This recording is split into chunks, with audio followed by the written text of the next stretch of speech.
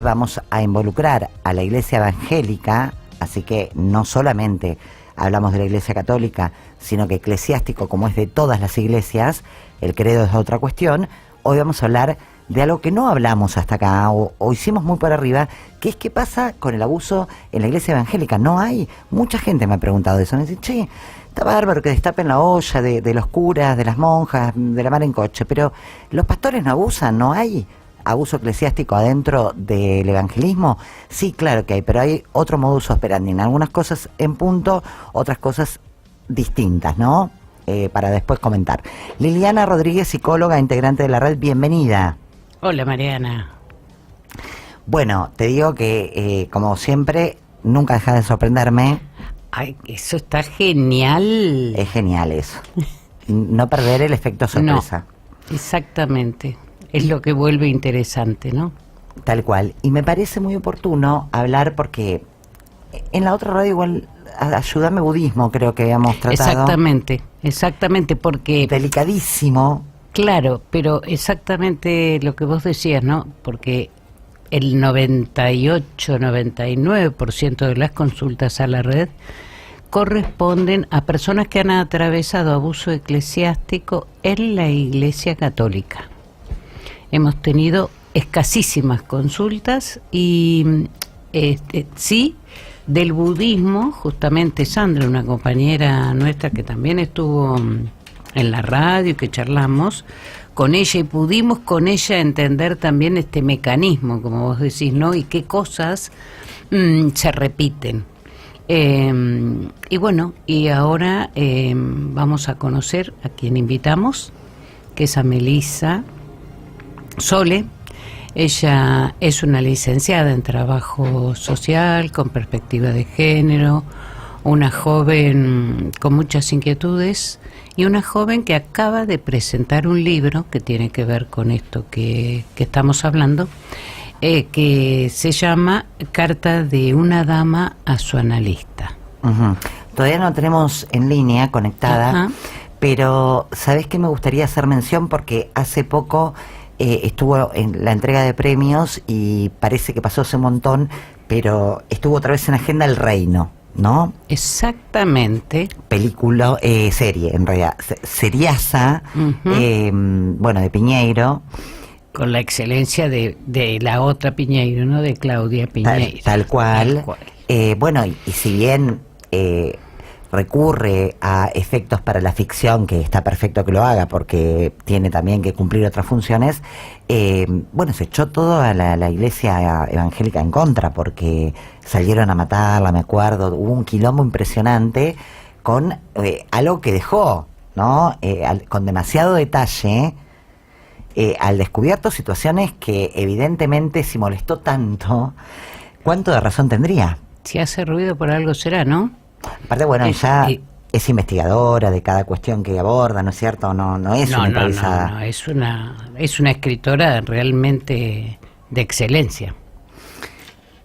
Para recomendar, el que no la vio, El Reino, ¿no? Justamente está todavía en Netflix, aprovechenla. Qué raro que todavía no la tenemos conectada. Me aparece así, pone. Bueno, Guille, te pasamos, ¿tenés el número? Bueno, llámala porque no sabe cómo seguir, se trabó con los pasos. Para poder tener cámara, a nosotros nos gusta más siempre poder hacer con imagen, pero la llamamos y la sacamos por WhatsApp, no hay problema, lo importante es el testimonio de ella. La tenemos en línea, de hecho, ya a Melissa Sole. Melissa, ¿cómo te va? Mariana Sotele y acá Lili Rodríguez te saludan, gracias por atendernos. Hola. ¿Qué tal, Mariana? ¿Qué tal, Lili? Un gusto. Igualmente. Bueno, los técnicos no podía entrar. Sí. Estábamos nosotros ansiosas hablando de tu libro, bueno, presentándote, hablando también un poquito del Reino, que yo me acordé de la serie esa espectacular de Terrible, ¿no? Sí, de los Piñeiro. Pero sí, la vi.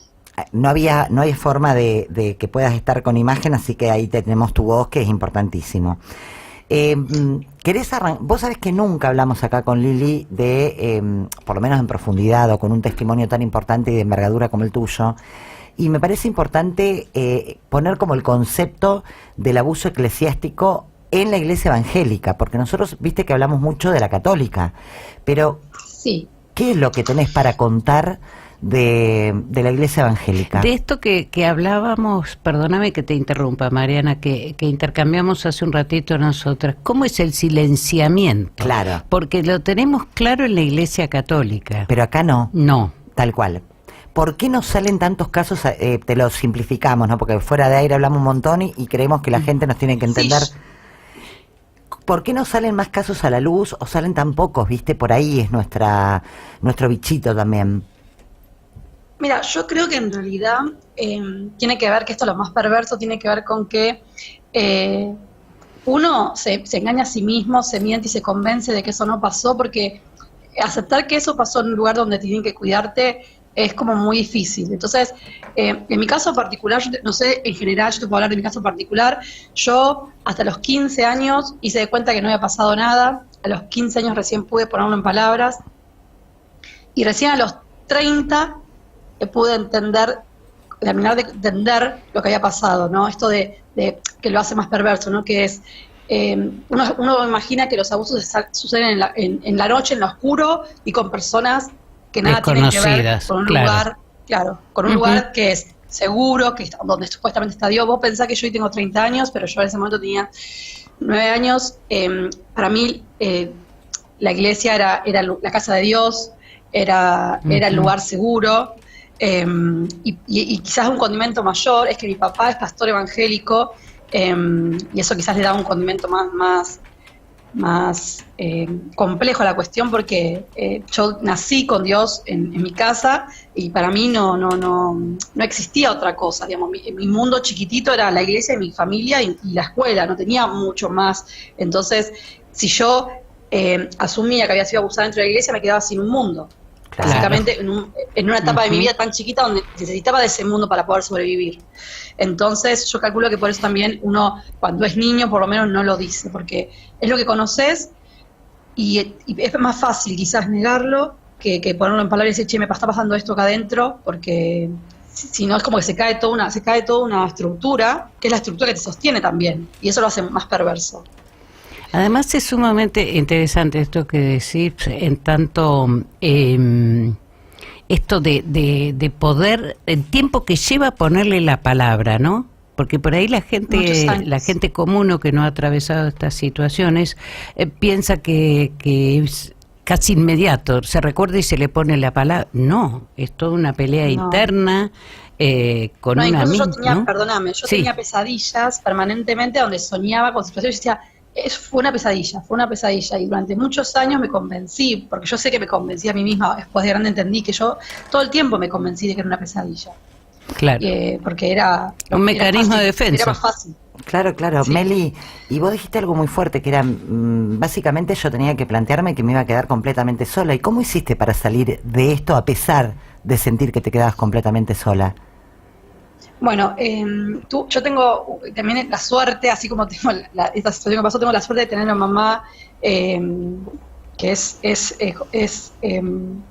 una mujer muy fuerte, muy determinante. Y bueno, yo cuando planteé, porque fue así, mi mamá y mi papá estaban separados, yo los fines de semana me quedaba en la iglesia a dormir con mi papá, y en uno de esos fines de semana yo soy abusada. Yo no le pude decir a mi mamá que me había abusado, pero yo le pude decir a mi mamá que no quería ir más, que yo no quería volver ahí. Mi mamá supo respetar eso. Entonces, ella nunca más me envió sola a ese lugar. Bien. Entonces, de alguna forma yo dije, bueno, no puedo contarlo, pero por lo menos estoy a salvo, porque entendieron que yo no quería ir. Entonces, en ese sentido yo creo que yo tuve la suerte, porque muchas personas quizás, si las mamás y los papás están los dos en la iglesia, es muy difícil que busque ayuda en uno de los dos referentes. En mi caso, mi mamá, si bien era esposa del pastor evangélico, yo estaba separada y ya quizás no tenía tanta participación en la iglesia. Entonces me pudo quizás decir, bueno, si no quieres ir, no vayas. Pudo escucharte y respetarte. Sí, cosa que para esa época era muy difícil, ¿no? Porque era otro momento de la historia. Pero después, a los 15 años, cuando, bueno, seguramente tiene que ver con la etapa de la sexualidad, yo empiezo a darme cuenta de que cuando quizás tenía encuentros con mi novio en ese momento, me pasaba esto de que hay cosas que, no sé, que me tocaran la cola, era quizás algo que para mí era terrible, yo me agarraban ataques de llantos, y yo no podía comprender por qué, digamos, era algo que era parte de la sexualidad y yo no lo toleraba. Entonces, ahí empecé a ver, bueno, ¿qué me está pasando? Porque esto que en teoría en un lugar de intimidad con una persona que querés debería ser algo agradable, para mí era muy terrible. Bueno, y ahí fue empezar a poner en palabras, che, esto que me pasa porque a mí me pasó esto en la iglesia.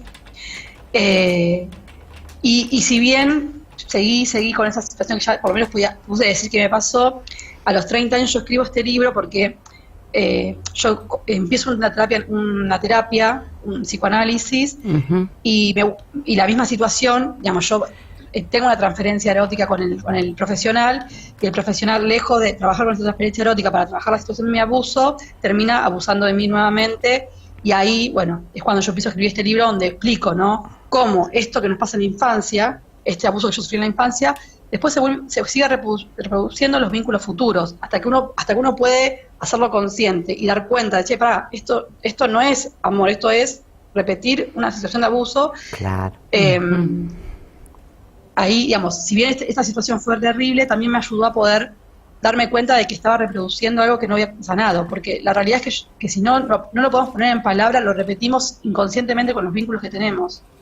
Y de repente nos encontramos ofreciendo nuestro cuerpo como ofrenda de algo, cuando en realidad no debería ser así, porque nada tiene que ver con el amor. Pero bueno, cuando uno comprende que ese considerar nuestro cuerpo una cosa que le pertenece a otro y que el otro puede usar, eso tiene que ver con que en un momento, yo siempre digo que cuando a mí me abusaron a los 9 años, en ese momento cuando yo intenté mover la mano para correr esa mano gigante, que en ese momento me parecía gigante y me estaba manoseando, él me agarró fuerte y yo entendí inconscientemente que mi cuerpo no me pertenecía, es decir, que mi cuerpo era para los demás, que no era mío. Y hoy con 30 años recién puedo decir, bueno, hoy 38 tengo ya, después de todo este proceso de escribir este libro, puedo decir, no, mi cuerpo es mío y yo decido cómo, dónde, de qué manera. Antes no podía decirlo porque era reproducir este síntoma permanentemente. Sí, además, digamos, también en el marco de una situación de abuso, también como mecanismo de defensa se produce esa escisión, ¿no?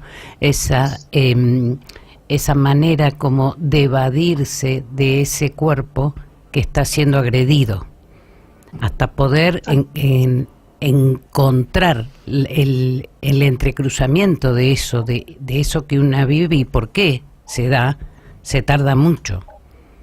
Sí, como te digo, a mí me llevó un proceso de 8 años, yo bien en los 30 empecé a escribir el libro, me llevó un proceso de 8 años poder comprender y con mucho apoyo, porque también digo que no es tan simple, porque yo tuve apoyo psicológico, apoyo de mi familia, apoyo de amistades, y con todo ese apoyo me llevó 8 años. Imagínate una persona que no tiene toda esa contención.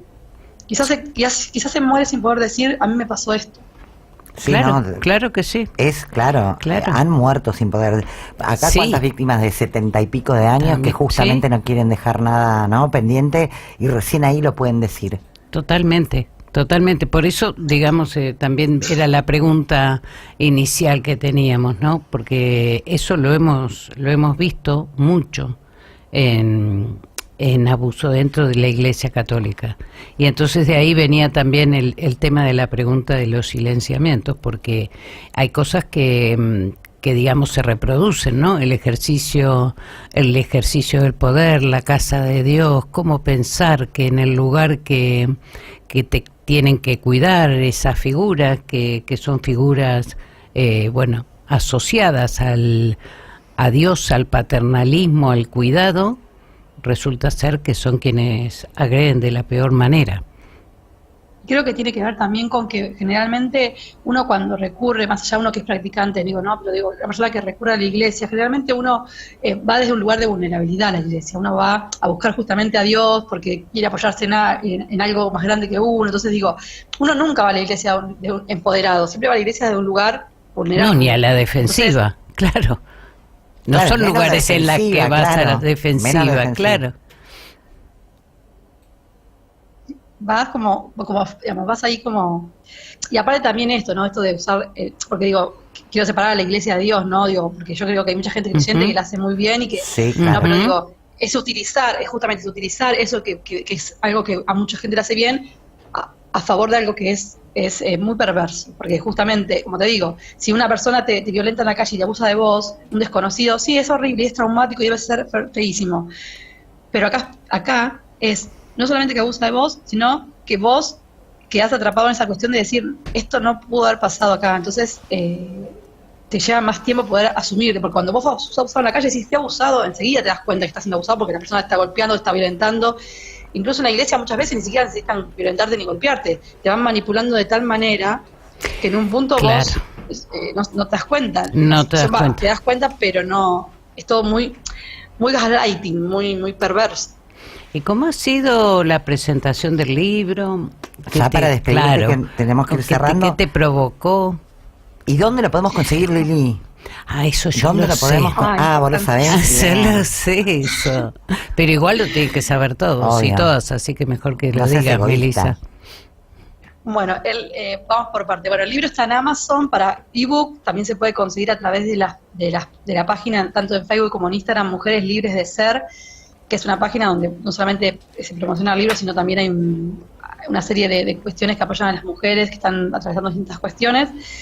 Y bueno, y el proceso, digamos, la presentación del libro fue, la verdad que yo me había preparado de una manera y ahí en el momento, la verdad que rompí en llanto porque fue como encontrarme otra vez, sintiéndome otra vez chiquitita, pero no desde un lugar ya de miedo, sino desde emoción de decir, che, estoy diciéndolo y toda esta gente me está mirando, me está entendiendo y me está apoyando. Cosa que quizás por muchos años yo tenía miedo de decirlo por miedo a que no me crean, que me acusen, de que sientan que yo No, y lo que me encontré fue, lo dije en voz alta, adelante un montón de extraños, y lo que recibí fue, estamos con vos, te entendemos, te apoyamos, no estás sola. Y eso fue muy conmovedor, Muy reparador. Claro que sí. Melissa, mi vida, gracias por abrir tu corazón otra vez.